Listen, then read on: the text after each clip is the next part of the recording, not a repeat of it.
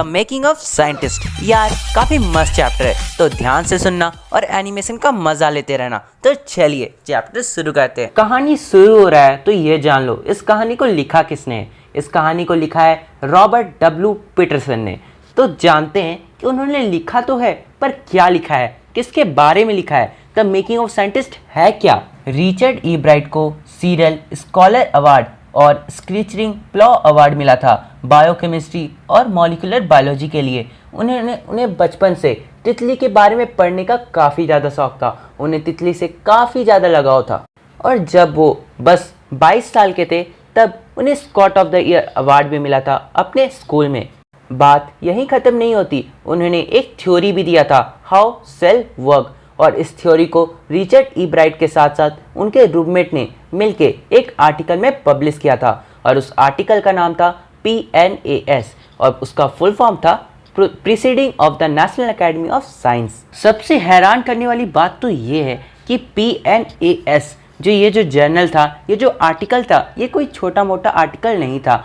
खास करके इस जर्नल में आज तक किसी कॉलेज स्टूडेंट का कुछ भी थ्योरी नहीं लिखा गया था या उनके द्वारा कुछ भी प्रिस्क्राइब नहीं लिखा गया था, पर रिचर्ड ई ब्राइट का ये थ्योरी उनके आर्टिकल में लिखा गया था, इसलिए वे काफ़ी एक्साइटेड थे। अब इनके अचीवमेंट को कंपेयर किया जा रहा है स्पोर्ट फील्ड में, यानी कि इनकी अचीवमेंट इज इक्वल टू जब कोई बंदा 15 साल की उम्र में पहली बार बैट उठाए और एक होम रन मारे।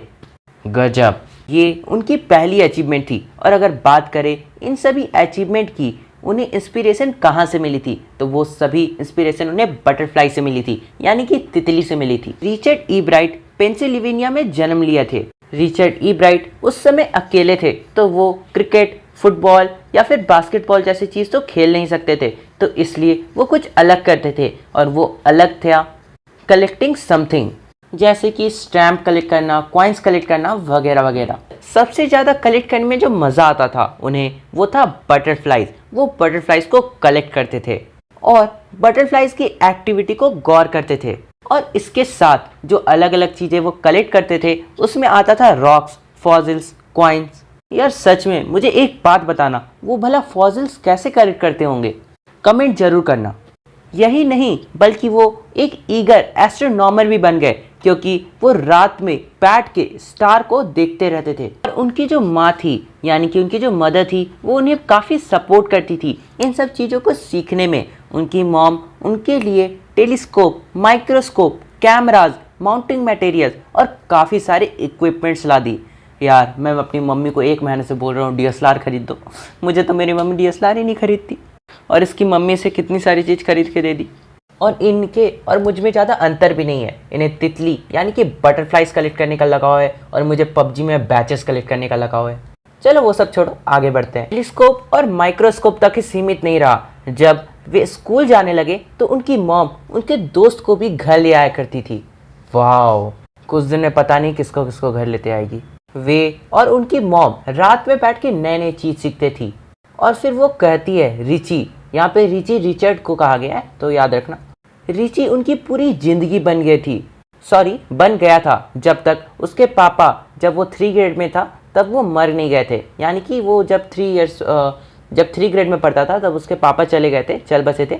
तब से उनकी मॉम का और रिची के अलावा और कोई नहीं था।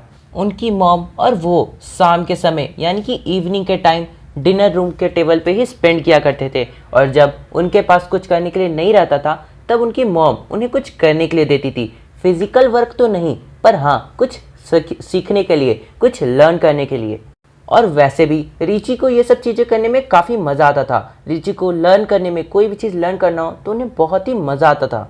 और वो अपने क्लास के टॉपर थे, क्योंकि वो टॉप ग्रेड्स लाते थे। जब रिची क्लास 2 में थे तब तक उन्होंने 25 टाइप की स्पीसीज ऑफ बटरफ्लाइज को कलेक्ट कर लिया था।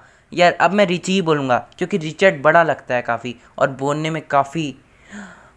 उन्होंने जो बटरफ्लाइज कलेक्ट की थी वो नीचे आपके एनसीईआरटी बुक के नीचे गिवन है, आपको मन तो पढ़ सकते हैं, वैसे से क्वेश्चन नहीं आएगा, आपको इंटरेस्ट है तो पढ़ लेना। अब रिची कह रहे हैं कि जब वो 2nd ग्रेड में थे और जब उन्होंने 25 स्पीसीज कलेक्ट कर ली थी, उसके बाद हो सकता है उनका ये जर्नी ख़त्म हो जाता बटरफ्लाई कलेक्ट करने का, पर ऐसा नहीं हुआ क्योंकि तब उनकी मॉम ने, उनकी मदर ने एक चिल्ड्रन बुक ला के उन्हें दी और उस चिल्ड्रन बुक का नाम था ट्रैवल्स ऑफ मोनार्च एक्स। यहाँ पे मोनार्च का मतलब, और उस बुक के एंड में लिखा हुआ था कि इस बुक को जो भी पढ़ रहे हैं, जो भी रीडर्स इस बुक को पढ़ रहे हैं, वो आके हमारी हेल्प कर सकते हैं ये बताने में कि बटरफ्लाई की माइग्रेशन कैसे होती है। अब बात आती है कि बुक के एंड में ऐसा किसने लिखा था। तो जिसने लिखा था उनका नाम है डॉक्टर फ्रेडरिक ए यूहार्ट of university of Toronto, Canada. Toronto एक जगह का नाम है। ये देख के रिचर्ड की मदर डॉक्टर यूहर्ट को लिखती है कि रिचर्ड भी इन सब चीज़ में इंटरेस्टेड है और वो भी बटरफ्लाइज को टैग करना चाहता है। बटरफ्लाइज को टैग करने का मतलब क्या होता है ये आपको स्क्रीन में दिख रहा होगा। और उस बुक के एंड में ये भी लिखा हुआ रहता है कि अगर किसी को भी टैग्ड बटरफ्लाई मिले तो वो डॉक्टर यूहर्ट को पहुंचा दे। अब यहाँ पे बताया जा रहा है कि जो बटरफ्लाई कलेक्ट किया जाता है वो एक सीज़न होता है, यानी कि एक सीज़न में काफ़ी सारे बटरफ्लाइज हमें देखने को मिलती है और उस समय काफ़ी सारे बटरफ्लाइज को कलेक्ट किया जाता है। और ये जो सीज़न होता है ये 6 वीक का होता है और समर के लास्ट में आता है। और अगर आप एक एक करके बटरफ्लाई को कैच करने की कोशिश करेंगे तो आप ज़्यादा कैच नहीं कर पाएंगे। अब रिचर्ड ईब्राइट तो थे बहुत टैलेंटेड, तो वो क्या करते थे, वो बटरफ्लाइज को पकड़ लेते थे, खास करके फीमेल बटरफ्लाइज को, और जिसका नाम होता था फीमेल मोनार्च, उसे पकड़ के वो जो एग ले करती थी उसे अपने घर में जाके, अपने घर के बेसमेंट में जाके रख देते थे और उसे पूरा लाइफ साइकिल घुमाते थे। मतलब यहाँ पे लाइफ साइकिल क्या हुआ, यहाँ पे हुआ एग से कैटरपिलर, कैटरपिलर से प्यूपा, प्यूपा से एडल्ट बटरफ्लाई। उम्मीद है आपने ये पढ़ा होगा अपने बायोलॉजी में। तो वो यही करते थे और जब वो बटरफ्लाई बड़ी हो जाती थी तब उस बटरफ्लाई को जाने देते थे। ऐसे ही नहीं, पहले उस पर टैग करते थे और कई सालों तक उनका जो बेसमेंट था बटरफ्लाइज के घर जैसा हो गया था। ये टैगिंग का काम उन्हें ज़्यादा दिन तक अच्छा नहीं लगा। तो कभी कभी क्वेश्चन आती है कि उन्हें ज़्यादा दिन तक ये टैगिंग का काम अच्छा क्यों नहीं लगा, क्योंकि उन्होंने 75 बटरफ्लाइज को कैप्चर करके उसमें टैग लगा के उन्हें जाने दिया था और जबकि उसमें से बस 2 ही बटरफ्लाई को कैच किया गया था और वो भी उनके घर से 75 माइल्स के अंदर की दूरी में।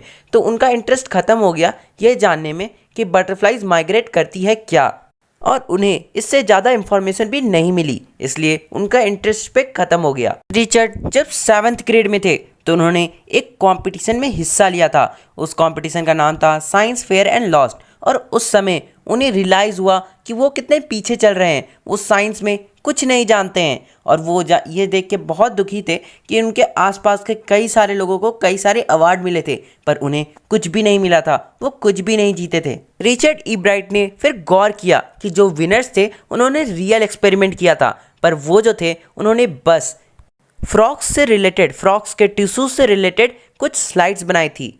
और उन्होंने ये सोच लिया कि अगली बार जब फेयर होगा तो वो कुछ रियल एक्सपेरिमेंट करेंगे। फिर वो सोचते हैं कि वो कौन सा एक्सपेरिमेंट करेंगे, तो फिर वो गौर करते हैं अपने आप पे, अपने आप के अंदर झांक के देखते हैं और कहते हैं कि मुझे इंसेक्ट्स के बारे में बहुत कुछ पता है और मैं इंसेक्ट्स से रिलेटेड कुछ रियल एक्सपेरिमेंट करूँगा, क्योंकि मैं पास्ट कई सालों से यही तो करते आ रहा हूँ। फिर उन्होंने डॉक्टर उरहट से आइडियाज़ ली और उसके बाद उन्होंने कुछ सोचा अपने एक्सपेरिमेंट के बारे में। इसके बाद उन्होंने काफ़ी सारे एक्सपेरिमेंट की। वो अपने स्कूल लाइफ में, हाई स्कूल लाइफ में काफ़ी बिजी रहे और उन्होंने काफ़ी सारे प्राइजेस भी जीते।